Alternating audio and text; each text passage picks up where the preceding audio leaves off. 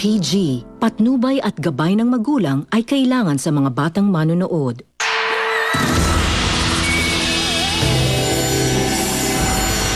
Tapos na ang laro ng Survivor, pero hindi pa tapos ang laban para sa inyong tatlo. May the good spirits protect all of us. I'll see everyone in Manila.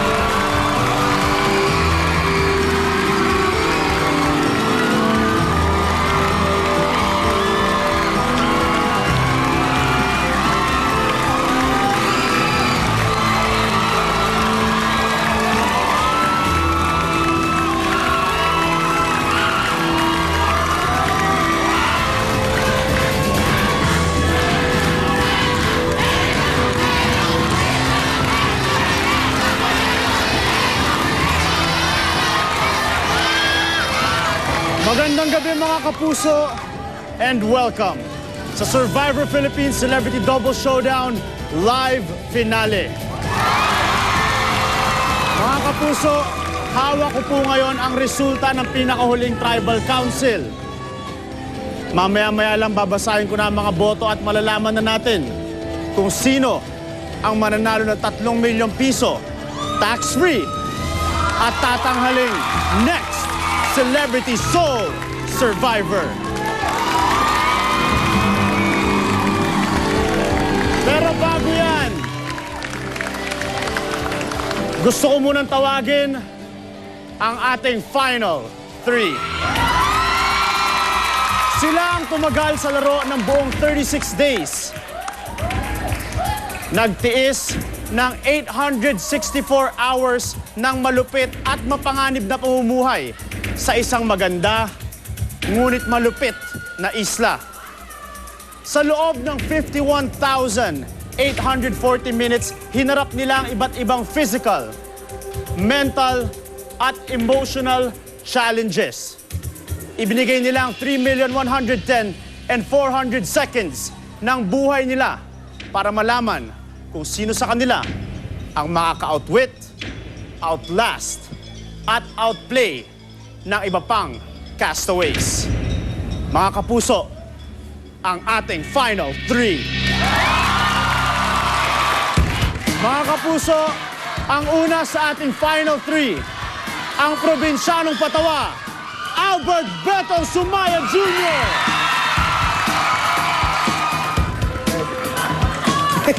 Magandang gabi sa'yo, Betong.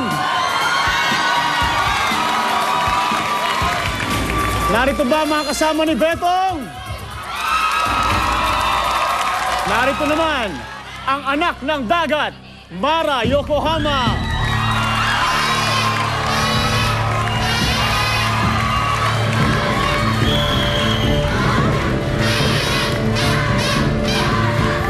Richard. At ang huli sa ating Final 3, ang fighter ng isla, Steph Prescott.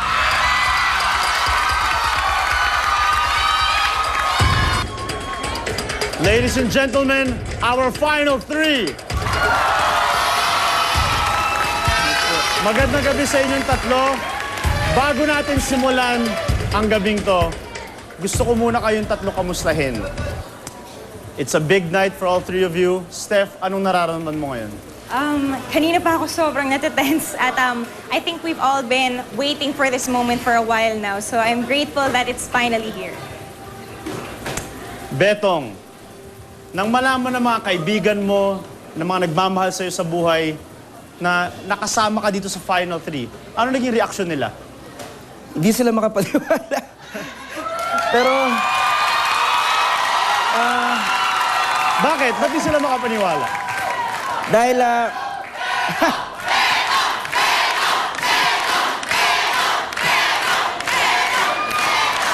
salamat po.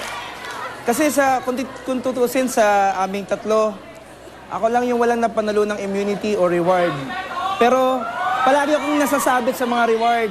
Pero, from Kulelat, nagle-level up naman, naging second, third. So, thank you, Lord.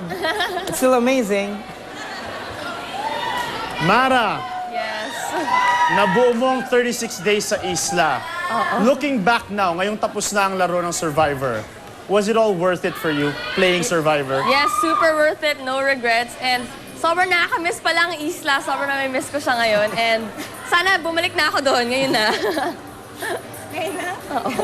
Good luck to all three of you. Salamat, Lord. Ang apoy ay simbolo ng buhay nyo sa isla. Ang apoy ding yan, ang siya rin mag-protekta ng mga boto ninyo. Maya-maya lang ay babasahin ko na ang mga boto. Pero ngayon, kasama din natin ang cast-offs ng Season 4. Ang sexy hindi sumusuko, Aifa and Alisa. Ang palaban, Jackie. Ang couple na may matibay na samahan, Ellen and Philo.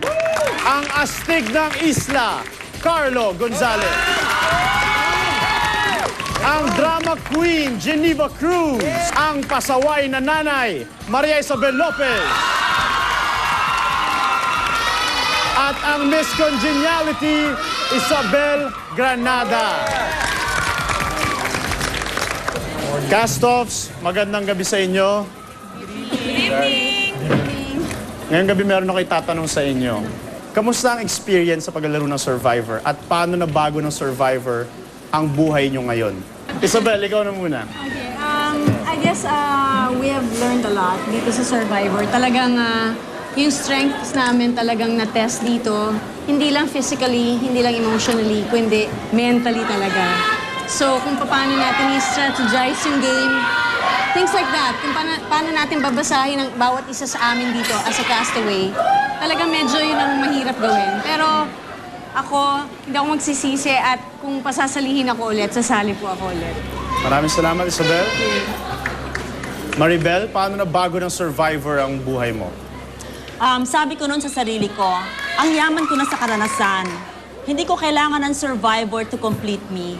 Binabawi ko yung mga sinabi kong yon. Without Survivor, hindi ko masisilip ang buhay ng anak ko na si Mara Yokohama. To her, ang pagpasok niya sa top 3 is my victory. I love you, Mara. And I love Diwatas ng Bulan! Team Army! Geneva? Well, I'm sure alam naman ng lahat na ako yung unang umalis sa my isla and ang gusto ko lang sabihin ay I'm really, really proud of Casey and talagang na-test yung friendship namin, yung tibay ng pagkatao namin, yung tibay ng relasyon namin, yung pagkakaibigan namin and us as a family.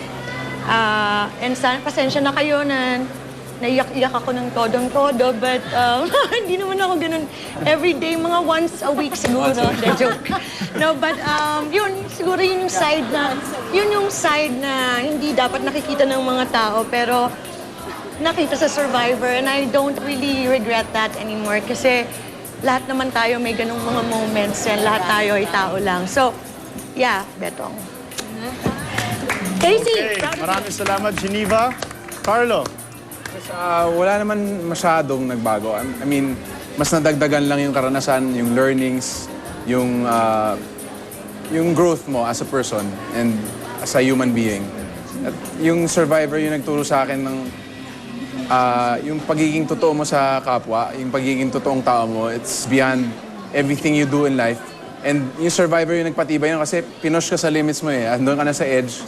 And yun yung magte-test ng character mo. And so far, yung mga nakilala ko, especially from my tribe, yung tribo Tala, talagang mga totoong tao, wala akong masasabi. Kaya betong tayo all the way. Yes! Maraming salamat, Carlo. Aifa. Mas natuto ko magpahalaga doon sa mga bagay na kahit maliliit lang. Tapos syempre natuto rin ako na kumilala ng bawat isang ugali ng isang tao kasi ang dami namin eh. So hindi mo alam kung paano mo babalansehin makisama. Syempre para sa amin na Lisa, nung natanggal kami na una, kami kasing nawalang unang pares, pag napapanood namin sa TV, may panghihinayang ng konti pero syempre hindi pa naman lahat doon natatapos eh. Lahat naman merong pwedeng magsimula ulit ng panibago. Yun lang. Thank you, Survivor. Alisa? Ako, wala masyado nagbago gaya ni Carlo kasi nakakabitin, di ba? Parang ilang araw lang kami doon. So hindi ko maranasang bumaho, di ba? So pag bumaho, di ba, mga tala? Ayun, gusto ko sumali ulit kung magkakaroon ng chance. Tapos, thank you, Survivor. And go, Betong! Peace, Mara, and Steph. Jackie? For me, it's just really tested my character. Tsaka parang mas naging mapasensya ako dahil sa laro. And it taught me how to be more appreciative sa mga maliliit na bagay, katulad ng bigas and pagkain, di ba? Sometimes we take that for granted na hindi ganun kadali para sa ibang tao na makakain din. So, there are things like that na natutunan ko mas i-appreciate, lalo na yung family ko. Maraming salamat, Jackie. Ellen? Wala naman masyadong nagbago kasi 6 days lang kami doon, di ba? So, gusto ko lang mag-sorry sa mga sumusuporta sa akin, na-disappoint ko kayo kasi nag-quit ako. And wala, the same pa rin. Happy. Hilo? For me naman, nothing much changed also. But I am just thankful that I joined because I got to meet wonderful people, especially my tribe Tala, especially someone like Betong, who throughout the game didn't change. The same man he was beginning is the same man he was in the end. And he played it honorably. Maraming salamat, cast-offs. Enjoy the rest of the night. Go, Betong!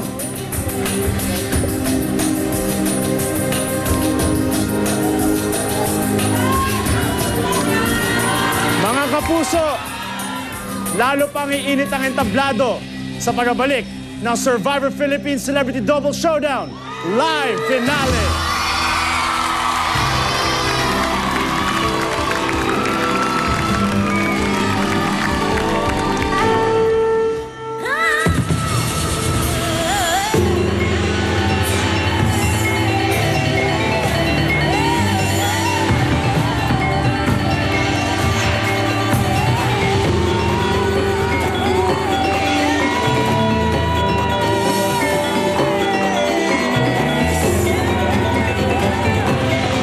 Gusto ko pa ipagpatuloy kaya lang talagang mahirap talaga eh. Sobrang proud ako sa sarili ko. Hindi ako nag-quit. Unexpected talaga. Ako lang naman ang may J eh.